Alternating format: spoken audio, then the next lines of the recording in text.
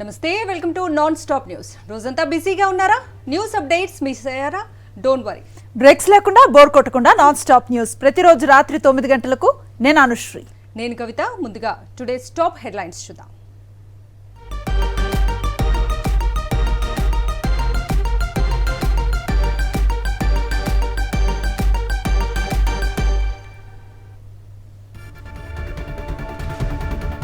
ఈ నెల 20న వైఎస్ఆర్సీపీ విస్తృత స్థాయి భేటీ. ఎన్నికల్లో పోటీ చేసిన అభ్యర్థులతో చర్చించనున్న వైఎస్ జగన్.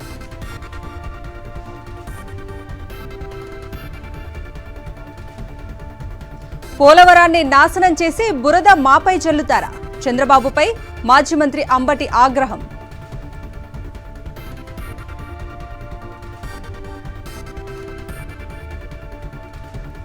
తెలంగాణలో విద్యుత్ కమిషన్ పై మాటల యుద్ధం. కేసీఆర్ ను బద్నాం చేసే కుట్రంటూ జగదీష్ రెడ్డి ఫైర్.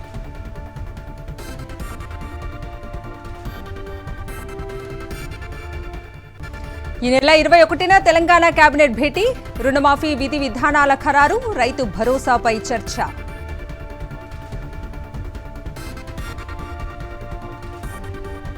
వారణాసిలో మోదీ పర్యటన. గంగా హారతిచ్చిన ప్రధాని.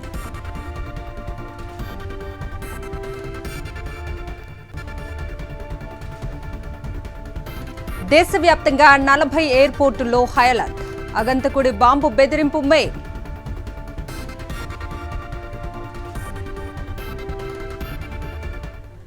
ఏపీలో కూటమి ప్రభుత్వం గత ప్రభుత్వ హయాంలో ఉన్న పథకాల పేర్లను మార్చింది. ఈ మేరకు ఉత్తర్వులు జారీ చేసింది. జగనన్న విద్యా దీవెన, జగనన్న వసతి దీవెన పథకాలను ఇకపై పోస్ట్ మెట్రిక్ స్కాలర్షిప్ గా మార్చారు. జగనన్న విదేశీ విద్యా దీవెన పథకానికి అంబేద్కర్ ఓవర్సీస్ విద్యానిధిగా పేరు మార్చింది ప్రభుత్వం. వైఎస్ఆర్ కళ్యాణమస్తు పథకానికి చంద్రన్న పెళ్లి కానుకగా పేరు మార్చుతూ ఉత్తర్వులను జారీ చేసింది. అలాగే వైఎస్ఆర్ విద్యోన్నతి పథకానికి ఎన్టీఆర్ విద్యోన్నతిగాను, జగనన్న సివిల్ సర్వీసెస్ ప్రోత్సాహకం పథకం పేరును సివిల్ సర్వీసెస్ పరీక్షల ప్రోత్సాహకంగా మార్చారు.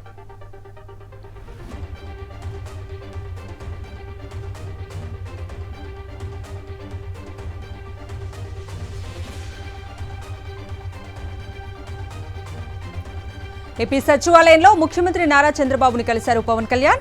సెకండ్ బ్లాక్ లో తన ఛాంబర్ ను పరిశీలించిన అనంతరం సచివాలయం మొదటి బ్లాక్ కు వెళ్లిన పవన్ సీఎం చంద్రబాబు నాయుడుతో భేటీ అయ్యారు. పవన్ కు సీఎం సాదరంగా ఆహ్వానించారు.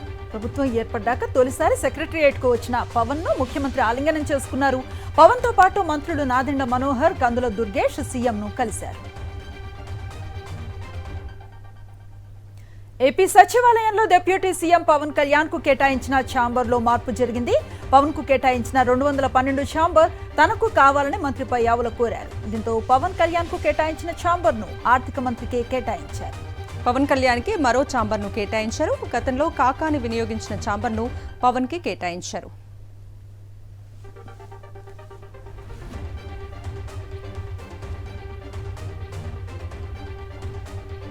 ఏపీ అసెంబ్లీ సమావేశాల నేపథ్యంలో వైఎస్ఆర్సీపీ అధినేత వైఎస్ జగన్ కార్యక్రమాల్లో మార్పులు చేసుకున్నాయి. ఈ నెల 21 నుంచి అసెంబ్లీ సమావేశాలు ఉండటంతో విస్తృత స్థాయి సమావేశాన్ని పార్టీ ముందుకు జరిపింది. ఈ నెల 22కు బదులుగా ఈ నెల 20నే విస్తృత స్థాయి సమావేశాన్ని నిర్వహించనుంది. ఈ భేటీలో ఇటీవల ఎన్నికల్లో పోటీ చేసిన అభ్యర్థులు హాజరు కానున్నారు. వీరికి పార్టీ అధ్యక్షుడు వైఎస్ జగన్ దిశానిర్దేశం చేయనున్నారు. ఇక రేపటి పులివెందుల పర్యటనను వైఎస్ జగన్ వాయిదా వేసుకున్నారు.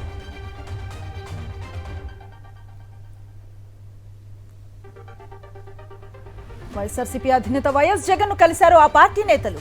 కోలగట్ల వీరభద్రస్వామి, ఆదిప్రాజు, పొన్నాడ సతీష్, సింహాద్రి చంద్రశేఖర్ సహా పలువురు నేతలు తాడేపల్లిలో కార్యాలయంలో వైఎస్ జగన్ తో భేటీ అయ్యారు. ఎన్నికల ఫలితాలు, టీడీపీ దాడులు సహా పలు అంశాలపై చర్చించినట్లుగా సమాచారం.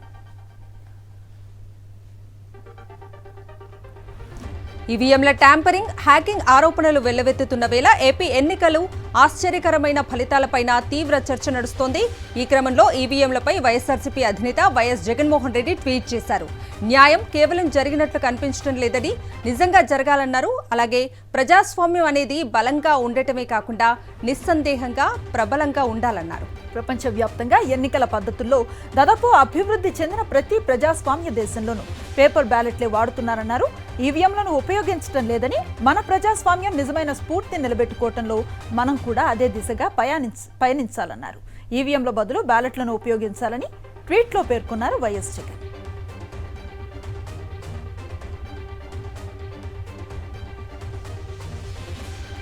ప్రపంచవ్యాప్తంగా అగ్రరాజ్యాలు సహా 122 దేశాల్లో ఈవీఎంల వినియోగం లేదన్నారు సిపిఐ నేత నారాయణ. చాలా దేశాలు ఈవీఎంల వినియోగాన్ని బ్యాన్ చేసి బ్యాలెట్ పేపర్లను వినియోగిస్తున్నాయన్నారు. ప్రపంచ దేశాలన్నీ ఈవీఎంలపై అనుమానాలను వ్యక్తం చేస్తున్నా మన దేశం మాత్రం ఎందుకు పట్టించుకోవటం లేదో అర్థం కావటం లేదన్నారు. వచ్చే ఎన్నికల్లో ఈవీఎంలను రద్దు చేసి బ్యాలెట్ పద్ధతిలో ఎన్నికలు నిర్వహించాలని కేంద్ర ప్రభుత్వాన్ని డిమాండ్ చేశారు Narayana. Throughout the world, 122 countries, there is no EVM system, including the leading countries. All countries are banned of the EVMs, and they are going for the paper ballot, including America, Japan, everything. Such a worldwide accepted of that EVMs is doubtful.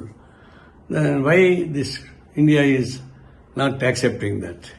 Now this is time. పోలవరంపై yellow media తప్పుడు కథనాలు రాస్తోందని ఆరోపించారు మాజీ మంత్రి అంబటి రాంబాబు.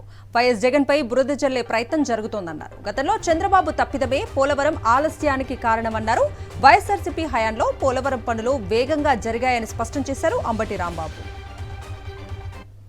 చంద్రబాబు నాయుడు గారి హయాంలో పూర్తిగా తప్పిదం జరిగింది. ఈ ప్రాజెక్టులో డయాఫ్రమ్ వాల్ అనేది చాలా కీలకమైనది.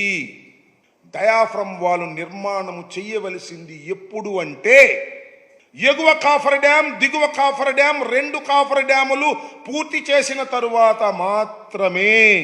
మీకు తెలుసు ఎందుకు స్టార్ట్ చేశారంటే 2018కి పూర్తి చేసేసి మేము పూర్తి చేసామని ప్రగల్భాలు పలుకుదామని మీరు స్టార్ట్ చేశారు. కానీ కంప్లీట్ కాలేదే. నది డైవర్షన్ కంప్లీట్ కాలేదు. అందువల్ల కాఫర్ డ్యాములు పూర్తి చేయడానికి వీలు కాలేదు. ఇది పచ్చి వాస్తవం. విశాఖ స్టీల్ ప్లాంట్ పై కేంద్ర మంత్రి శ్రీనివాస వర్మ కీలక వ్యాఖ్యలు చేశారు. డిజిన్వెస్ట్మెంట్ పాలసీ వల్లే స్టీల్ ప్లాంట్ కు ఈ పరిస్థితి వచ్చిందన్నారు. రాష్ట్ర ప్రజల సెంటిమెంట్ దెబ్బతినకుండా చూస్తామన్నారు. పెట్టుబడుల ఉపసంహరణ కేవలం విశాఖ స్టీల్ ప్లాంట్ కే పరిమితం కాదన్నారు. విశాఖ ఉక్కు ఫ్యాక్టరీని ప్రైవేటీకరణ చేయడం అనేది కేవలం విశాఖ ఉక్కు ఫ్యాక్టరీకి మాత్రమే సంబంధించినటువంటి విషయం కాదు. ఏదైతే ప్రభుత్వాలు తీసుకున్నటువంటి నిర్ణయాలు ఉన్నాయో, డిజిన్వెస్ట్మెంట్, పెట్టుబడుల ఉపసంహరణ అనేటువంటి కార్యక్రమం ఉందో అందులో భాగంగా విశాఖ స్టీల్ విషయం ముందుకు వచ్చింది. ఏ విధంగా సెంటిమెంట్ దెబ్బతినకుండా, అక్కడ ఉన్నటువంటి ఉద్యోగుల హక్కులు దెబ్బతినకుండా ముందుకు వెళ్ళాలనేటువంటి విషయం మీద ఆలోచన చేస్తారు.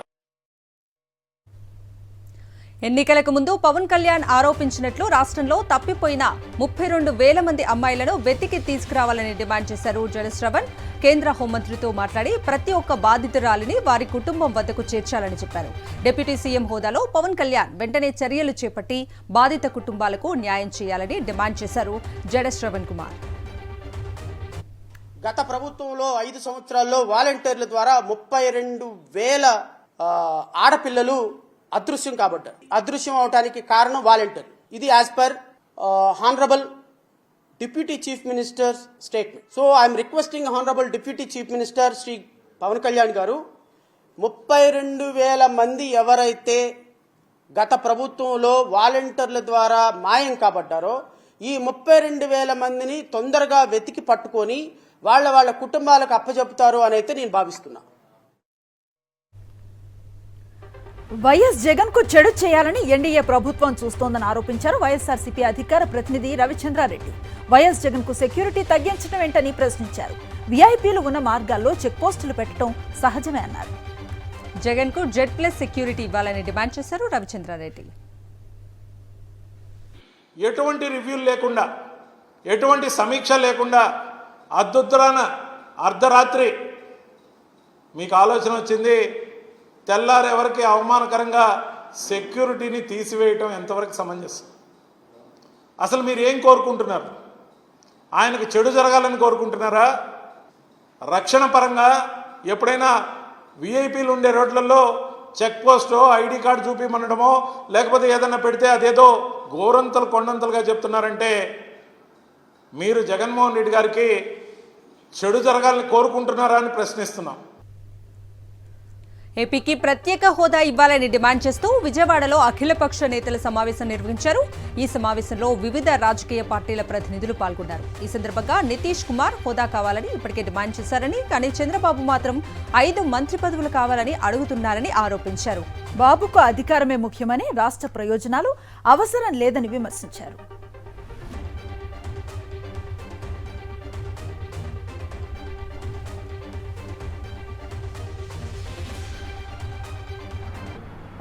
ఇవాళ అధికారంలో కొత్తగా వచ్చిన తెలుగుదేశం జనసేన ప్రభుత్వానికి కేంద్రాన్ని మెడలు వంచి పని చేయించుకునే అవకాశం కలిగిందనేటువంటిది అన్నిటికంటే ముఖ్యమైన విషయం.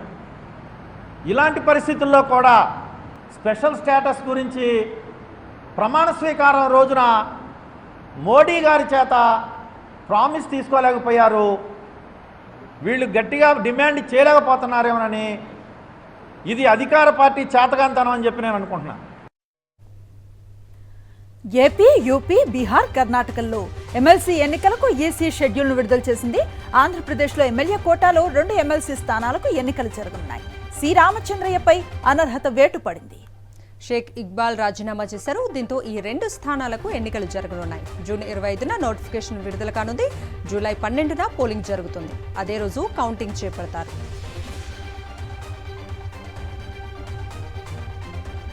రాష్ట్రంలోని ఐటీఐలను అత్యంత అధునాతకంగా తీర్చిదిద్దుతామన్నారు సీఎం రేవంత్ రెడ్డి. హైదరాబాద్ మల్లేపల్లిలో ITI skill development of upgradation కార్యక్రమంలో ఆయన పాల్గొన్నారు. ఈ సందర్భంగా ఐటీఐలో నేర్పించే నైపుణ్యాలతో సర్టిఫికెట్ ఉంటే సరిపోదని, సాంకేతిక నైపుణ్యం ఉండాలని యువతకు సూచించారు. నైపుణ్యాలను నేర్పించడం ద్వారా నిరుద్యోగులకు భరోసా కల్పిస్తామన్నారు సీఎం రేవంత్. తెలంగాణ రాష్ట్రాన్ని సాధించిన యువతీ యువకులకు, విద్యార్థి నిరుద్యోగులకు ఉద్యోగ ఉపాధి అవకాశాలు కల్పించడమే మా ప్రభుత్వం యొక్క లక్ష్యము. వాళ్ళకి ఎలాంటి నైపుణ్యాన్ని నేర్పించాలి, వాళ్ళకి ఎలాంటి ఉద్యోగ ఉపాధి అవకాశాలు కల్పించాలన్న ఆలోచన చేసి అధికారులతో సంప్రదించి మనసు పెట్టి చేసిన ఆలోచననే ఈనాడు ఏర్పాటు చేసిన ఏటీసీలో అడ్వాన్స్డ్ టెక్నాలజీ సెంటర్స్ అని చెప్పి నేను ఈ సందర్భంగా గర్వంగా నేను చెప్పదలుచుకున్నాను. జివో 46 బాధితుల తరఫున సీఎస్ ను కలిసి ఎందుకు ప్రయత్నించారని బీఆర్ఎస్ నేత రాకేష్ రెడ్డి ప్రశ్నించారు. రాకేష్ రెడ్డికి అపాయింట్మెంట్ ఇవ్వలేనట్లుగా తెలుస్తోంది.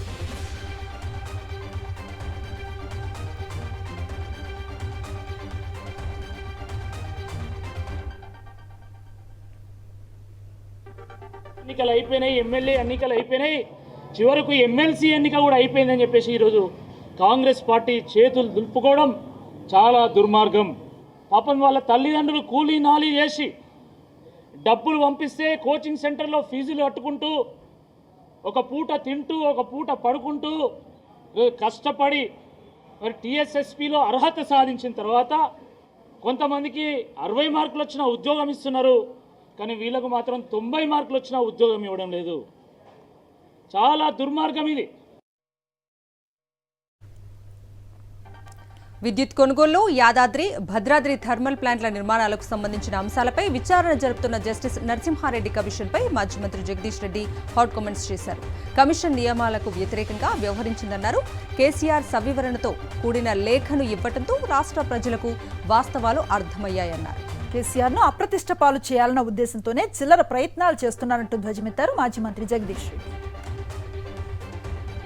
గత ప్రభుత్వం పైన నిందలు వేయడానికి, కేసీఆర్ గారికి ప్రజల్లో ఉన్న మంచి పేరును చెడగొట్టాలని, కేసీఆర్ గారి పైన బురద జల్లాలని ఒక స్వార్థ ప్రయోజనంతో గత ప్రభుత్వంలో జరిగిన వివిధ అభివృద్ధి కార్యక్రమాలపైన, వివిధ శాఖలపైన విచారణలకు ఆదేశించి చిల్లర ప్రయత్నాలు చేస్తూ ఉంది. ఆ కమిషన్ ఏదైతే మాట్లాడిందో అన్ని అంశాలకు సవివరంగా సమాధానం చెప్తూ, అదే సందర్భంలో కమిషన్ ఏ నీతి నియామాలకు విరుద్ధంగా ఈ రంగంలోనే కేసీఆర్ ఏదో తప్పు చేసిండు అని చెప్పి ప్రజలలో ఒక అనుమానాలు సృష్టించాలన్న ఒక కుటిల యత్నంతో చేసిన చర్య ఇది వాస్తవానికి.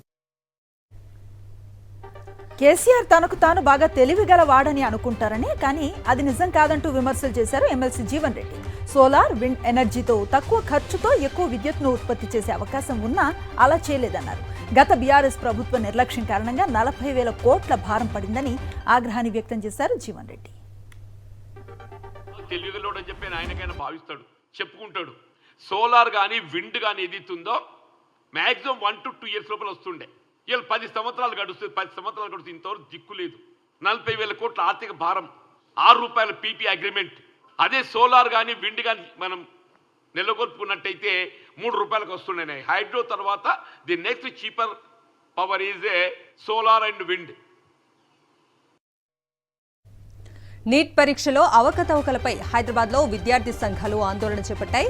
నారాయణగూడ నుంచి లిబర్టీ వరకు ర్యాలీ నిర్వహించారు. నీట్ పరీక్షలో అవకతవకలపై సిట్టింగ్ జడ్జితో విచారణ జరిపించాలని డిమాండ్ చేశారు విద్యార్థి సంఘాల నేతలు.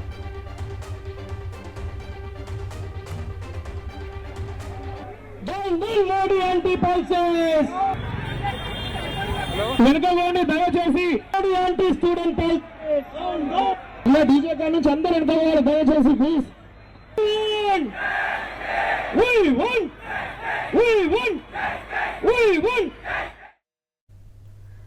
హైదరాబాద్ లో నకిలీ గోల్డ్ బిస్కెట్లు అమ్ముతున్న అంతర్రాష్ట్ర ముఠా గుట్టు రట్టు చేశారు రాచకొండ పోలీసులు. ఈ కేసులో ఏపీకి చెందిన 4 వ్యక్తులను అరెస్ట్ చేశారు. మార్కెట్ ధరల కంటే తక్కువ ధరలకు బంగారం విక్రయిస్తామంటూ వ్యాపారులను బురుడి కొట్టించినట్లుగా గుర్తించారు. నిందితుల నుంచి 5 కిలోల నకిలీ గోల్డ్ బిస్కెట్లతో పాటు 6.8 కోట్ల నకిలీ కరెన్సీని స్వాధీనం చేసుకున్నామన్నారు.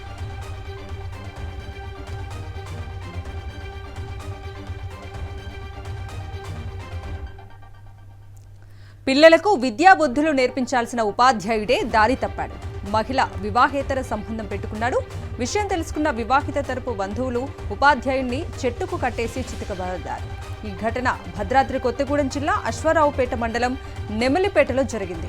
గిరిజన ప్రాథమిక పాఠశాలలో రామ్దాస్ టీచర్గా పనిచేస్తున్నాడు. అదే గ్రామంలో ఓ వివాహితతో సంబంధం పెట్టుకున్నాడు.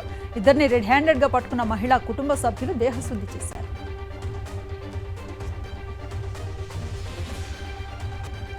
సంగారెడ్డి కొత్తపల్లి గ్రామ శివారులో అల్ఫ్రాజోలం తయారు చేస్తున్న ముఠాను పోలీసులు అరెస్ట్ చేశారు. గత కొంతకాలంగా అల్ఫ్రాజోలం డ్రగ్ తయారీ యూనిట్ను నడుపుతున్నట్లు పోలీసులు గుర్తించారు. గుట్టుగా ల్యాబ్ ఏర్పాటు చేసి అల్ఫ్రాజోలం తయారు చేసి కల్లు కాంపౌండ్లకు నిందితులు విక్రయిస్తున్నారు. ఈజీ మనీ కోసం అల్ఫ్రాజోలం తయారు చేసి పూణే, ఇండోర్, ఢిల్లీ, తమిళనాడు రాష్ట్రాలకు సరఫరా చేస్తున్నట్లుగా తెలిపారు పోలీసులు. ఘటనలో అంజిరెడ్డి, రాకేష్ అనే ఇద్దరిని అరెస్ట్ చేసి 2.5 కిలోల అల్ఫ్రాజోలం డ్రగ్ తయారీకి ఉపయోగించే పరికరాలను సీజ్ చేశారు.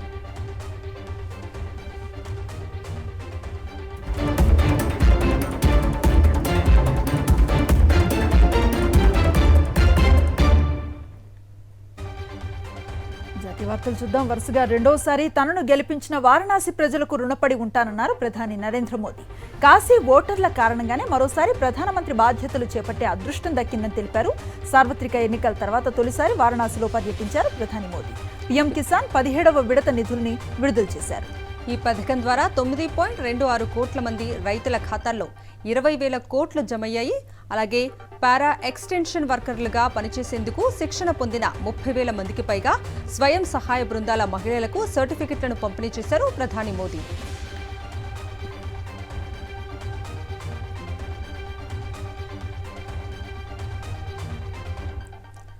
పార్లమెంట్ సమావేశాలు సమీపిస్తున్న వేళ లోక్సభ స్పీకర్ ఎన్నికపై కసరత్తులు వేగవంతం చేసింది బీజేపీ. ఈ అంశంపై చర్చించేందుకు రక్షణ మంత్రి రాజ్నాథ్ సింగ్ సమావేశంలో భేటీ అయ్యారు కేంద్ర మంత్రులు. బీజేపీ, ఎన్డీఏ భాగస్వామ్య పక్షాలకు చెందిన కేంద్ర మంత్రులందరూ ఈ భేటీకి హాజరయ్యారు. స్పీకర్ ఎన్నికపై చర్చించారు. సంకీర్ణ ప్రభుత్వంలో స్పీకర్ పదవి తన వద్దే పెట్టుకోవాలని బీజేపీ భావిస్తోంది. ఉపసభాపతి పోస్టును ఎన్డీఏ పక్షాల్లో ఏదో ఒక పార్టీకి ఇవ్వాలని యోచిస్తోంది. దీనిపై సంప్రదింపులు జరిపేందుకే రాజ్నాథ్ నివాసంలో సమావేశమయ్యారు కేంద్ర మంత్రులు. అటు విపక్ష కూటమి సైతం స్పీకర్ పదవికి అభ్యర్థిని నిలబెట్టాలని చూస్తోంది. డిప్యూటీ స్పీకర్ ఇవ్వకుంటే పోటీ చేస్తామని స్పష్టం చేసింది. ఈ నేపథ్యంలో కౌన్ బనేగా స్పీకర్ అనేది ఆసక్తికరంగా మారింది.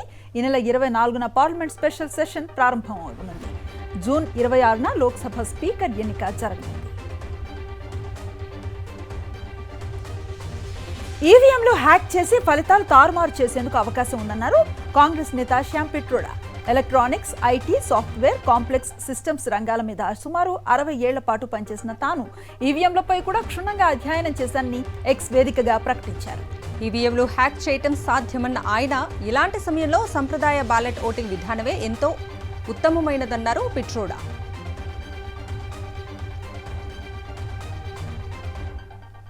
ఢిల్లీ మద్యం కుంభకోణంలో అరెస్ట్ అయి జైల్లో ఉన్న ఎమ్మెల్సీ కవితను మాజీ మంత్రులు సబితా ఇంద్రారెడ్డి, సత్యవతి రాథోడ్ పరామర్శించారు. తీహార్ జైలుకు వెళ్లిన మాజీ మంత్రులు కవితతో ములాఖత్ అయ్యారు. కవితను పరామర్శించి ధైర్యం చెప్పారు. ఇక ఢిల్లీ మద్యం కేసులో కవితను ఈడీ అరెస్ట్ చేయగా ప్రస్తుతం ఆమె జ్యుడిషియల్ రిమాండ్లో ఉన్నారు. నీట్ యూజీ పరీక్ష నిర్వహణలో జరిగిన అవకతవకలపై దాఖలైన పిటిషన్లను సుప్రీంకోర్టు విచారించింది. అభ్యర్థులకు దేశవ్యాప్తంగా పరీక్ష నిర్వహించే నేషనల్ టెస్టింగ్ ఏజెన్సీపై సుప్రీంకోర్టు మండిపడింది. ఈ ప్రక్రియలో ఎక్కడ నిర్లక్ష్యంగా ఉన్నా దాన్ని పూర్తిగా పరిష్కరించాలని సుప్రీంకోర్టు ఆదేశించింది. పరీక్ష నిర్వహించే ఏజెన్సీగా న్యాయంగా వ్యవహరించాలని సూచించింది సుప్రీంకోర్టు ధర్మాసనం. దేశంలోనే అత్యంత కఠినమైన ప్రవేశ పరీక్షలకు సిద్ధమయ్యేందుకు విద్యార్థులు పడే కష్టాన్ని ఏజెన్సీ మరిచిపోకూడదని పేర్కొంది సుప్రీంకోర్టు. ఇక ఈ కేసు విచారణను జూలై 8వ తేదీకి వాయిదా వేసింది.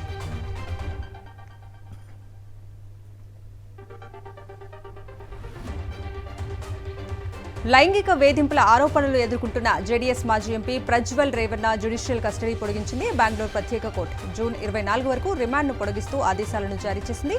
మే 31న జర్మనీ నుంచి బెంగళూరుకు వచ్చిన ప్రజ్వల్ను విమానాశ్రయంలోనే అరెస్ట్ చేశారు సిట్ అధికారులు. కస్టడీలోకి తీసుకుని విచారించారు. ఆ తర్వాత ప్రజ్వల్ రేవన్నను జ్యుడిషియల్ రిమాండ్కు పంపింది బెంగళూరు కోర్టు. మరోవైపు ప్రజ్వల్ రేవన్న తల్లి భవానీ రేవన్నకు కర్ణాటక హైకోర్టులో ఊరట దక్కింది. ఆమెకు ముందస్తు బెయిల్ మంజూరైంది. రేవన్న ఇంటి పని మనిషి కిడ్నాప్కు సంబంధించిన ఘటనలో భవానీకి సంబంధం ఉన్నట్లుగా ఆరోపణలు వచ్చాయి. ఆమెను విచారించేందుకు సిట్ అధికారులు నోటీసులు పంపారు. అక్షరాల 12 కోట్ల రూపాయలు గంగలో కలిసిపోయాయి. కట్టిన వంతెన ప్రారంభించకుండానే కూలిపోయింది. ప్యాక మేడల కుప్పకూలింది. బీహార్లో ఆరారియాలో జరిగింది ఘటన. బక్రా నదిపై నిర్మాణంలో ఉన్న బ్రిడ్జ్ ఒక్కసారిగా కూలిపోయింది. నదిలో పడిన శిథిలాలు ప్రవాహ వేగానికి క్షణాల్లో కొట్టుకుపోయాయి. నిర్మాణ సంస్థ అక్రమాల కారణంగానే ఈ ఘటన జరిగిందని ఆరోపించారు. శక్తి బీజేపీ ఎమ్మెల్యే విజయ్ కుమార్ సమగ్ర దర్యాప్తు జరగాలని డిమాండ్ చేశారు. గతేడాది మార్చిలోనూ బీహార్లో ఇదే తరహా ఘటన జరిగింది. కోసీ నదిపై 984 కోట్ల వ్యయంతో నిర్మించిన బ్రిడ్జ్ ప్రారంభించకముందే కూలిపోయింది.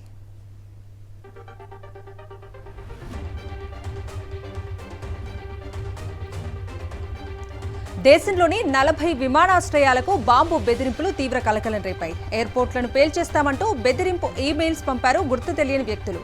ఢిల్లీలోని ఇందిరాగాంధీ అంతర్జాతీయ విమానాశ్రయంతో పాటు పాట్నా, వడోదర, కోల్కతా, జైపూర్ ఎయిర్పోర్ట్లకు ఈ బాంబు థ్రెట్స్ వచ్చాయి. బాంబు బెదిరింపులతో చెన్నై, దుబాయ్, ఎమిరేట్స్ ఫ్లైట్స్ ఏకంగా 12 గంటల ఆలస్యం అయ్యాయి. బెదిరింపు ఈమెయిల్స్తో దేశంలో అన్ని ఎయిర్పోర్టుల్లో అధికారులు అప్రమత్తమయ్యారు. విమానాశ్రయ పరిసరాల్లో భద్రతను కట్టుదిట్టం చేశారు. పోలీసులు బాంబ్ స్క్వాడ్ తనిఖీలు చేపట్టాయి. ఈమెయిల్స్ ఎక్కడి నుంచి వచ్చాయి, ఎవరు పంపారు అనే కోణంలో దర్యాప్తు చేస్తున్నారు పోలీసులు.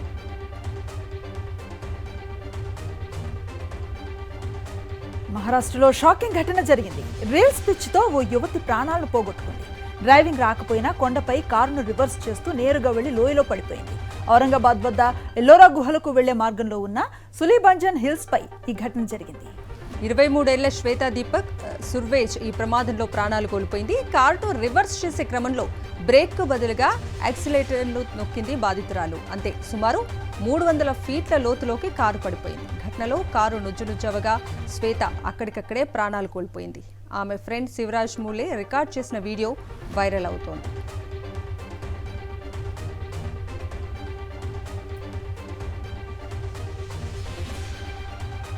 పశ్చిమ బెంగాల్లోని సిలిగిరి వద్ద రైలు పునరుద్ధరణ పనులు యుద్ధ ప్రాతిపదికన సాగుతున్నాయి. నిన్న రైలు ప్రమాదం జరిగిన ప్రాంతంలో దెబ్బతిన్న ట్రాక్ను సిబ్బంది రిపేర్ చేశారు.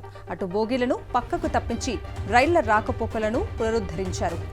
నిన్న గూడ్స్ ఎక్స్ప్రెస్ రైళ్లు ఢీకొన్న ఘటనలో 9 మంది మృతి చెందగా పలువురికి తీవ్ర గాయాలయ్యాయి.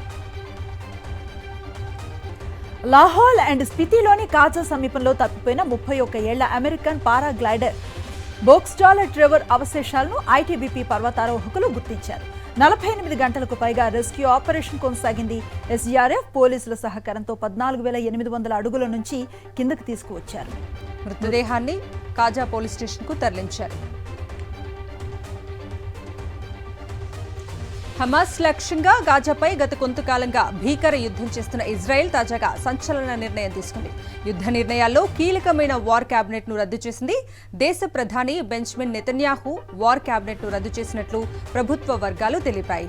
ప్రతిపక్ష నేతలు వార్ కేబినెట్ కమిటీ నుంచి ఇటీవల బయటకు రావడంతో తాజాగా ఏ నిర్ణయం తీసుకున్నట్లుగా తెలుస్తోంది.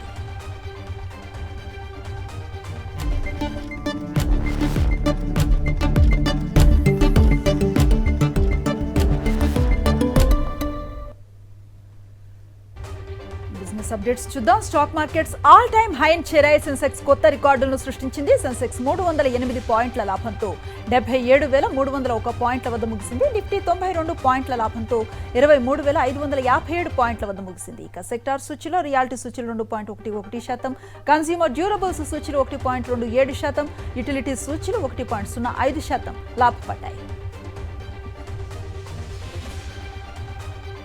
దేశవ్యాప్తంగా పసిడి వెండి ధరలు స్వల్పంగా తగ్గాయి. తెలుగు రాష్ట్రాల్లో బంగారం ధర 110, వెండి ధర 400 మేర తగ్గాయి. 10 గ్రాముల 24 క్యారెట్ల బంగారం ధర 72,220 వద్ద ఉండగా 10 గ్రాముల 22 క్యారెట్ల బంగారం ధర 66,200గా ఉంది. ఇక కిలో వెండి ధర 96,000కు చేరుకుంది. తెలుగు రాష్ట్రాలతో పాటు ఢిల్లీ, బెంగళూరు, ముంబై, చెన్నై నగరాల్లోనూ 60 నుంచి 100 రూపాయల వరకు గోల్డ్, సిల్వర్ రేట్లు తగ్గాయి. పన్ను చెల్లింపుదారులకు కేంద్ర ప్రభుత్వం త్వరలో శుభవార్తను చెప్పనుంది. ప్రధానమంత్రి నరేంద్ర మోదీ నేతృత్వంలో ఎన్డీఏ ప్రభుత్వం కొన్ని వర్గాల ప్రజలకు ఆదాయ పన్ను రేట్లను తగ్గించాలని యోచిస్తోందని రాయిటర్స్ తెలిపింది. ఈ సందర్భంగా కొత్త ఆదాయ పన్ను రేట్లను ప్రకటించే అవకాశం కనిపిస్తోంది. 2020లో ప్రారంభించిన పన్ను విధానంలో ప్రభుత్వం మార్పులు చేయొచ్చు. దీని ప్రకారం 15 లక్షల వరకు వార్షిక ఆదాయంపై 5% నుంచి 20% పన్ను, 15 లక్షలకు పైగా ఆదాయంపై 30% పన్నును విధిస్తున్నారు. ఒక వ్యక్తి ఆదాయం 3 లక్షల నుంచి 15 లక్షలకు 5 రెట్లు పెరిగినప్పుడు ఆదాయపు పన్ను రేటు మాత్రం 6 రెట్లు పెరుగుతుంది. ఇది చాలా తీవ్రమైనదంటూ నివేదిక తెలిపింది. ఫుడ్ ని డెలివరీ చేసే ఫుడ్ టెక్ సంస్థ జొమాటో పేటీఎంకు చెందిన సినిమాలు, ఈవెంట్ల టికెట్ల బుకింగ్ విభాగాన్ని కొనుగోలు చేసే యత్నాలు చేస్తుంది. ఇందుకోసం ప్రాథమిక స్థాయి చర్చలు జరిపినట్లు స్టాక్ ఎక్స్చేంజీలకు జొమాటో, పేటీఎం సమాచారం ఇచ్చాయి.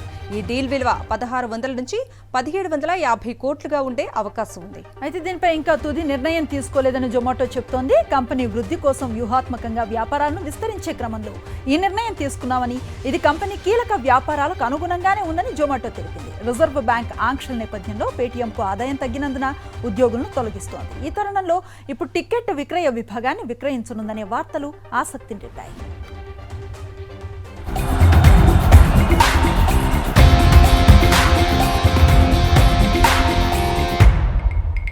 స్పోర్ట్స్ అప్డేట్స్ చూద్దాం. T20 ప్రపంచ కప్ 2024లో మ్యాచ్ ఫిక్సింగ్ కలకలం రేపుతోంది.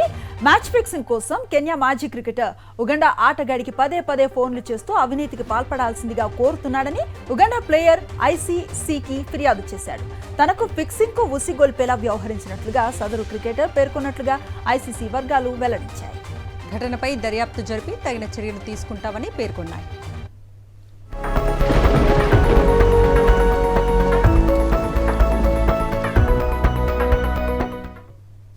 వెదర్ అప్డేట్స్ చూద్దాం. ఏపీలో రుతుపవనాల మందగమనం కొనసాగుతుందని విశాఖ వాతావరణ శాఖ అధికారులు తెలిపారు. రాష్ట్రంలో భిన్నమైన వాతావరణం ఉందని తెలిపారు. ఒకవైపు రాయలసీమలో తేలికపాటి వర్షాలు కురుస్తుంటే మరోవైపు ఉత్తర కోస్తాలో వేడి వాతావరణం ఉందని వెల్లడించారు. మరో 4 రోజుల్లో విస్తారంగా వర్షాలు కురిసే అవకాశం ఉందని ప్రకటించారు.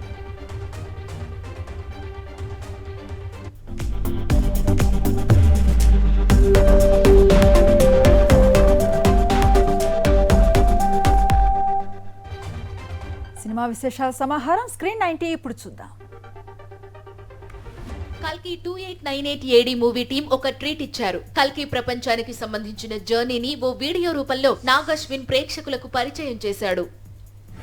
గేమ్ చేంజర్ మూవీ డిసెంబర్ 20న రిలీజ్ చేసే ప్లాన్ లో మేకర్స్ ఉన్నారట. రామ్ చరణ్ హీరోగా నటిస్తున్న ఈ మూవీకి శంకర్ దర్శకుడు. శ్యామ్ సెల్వన్ హీరోగా పరిచయం అవుతున్న చిత్రం నిమ్మకూరు మాస్టారు. రాజేంద్ర ప్రసాద్ లీడ్ రోల్ లో కనిపించబోతున్నాడు. లేటెస్ట్ గా ఈ సినిమా ప్రారంభమైంది.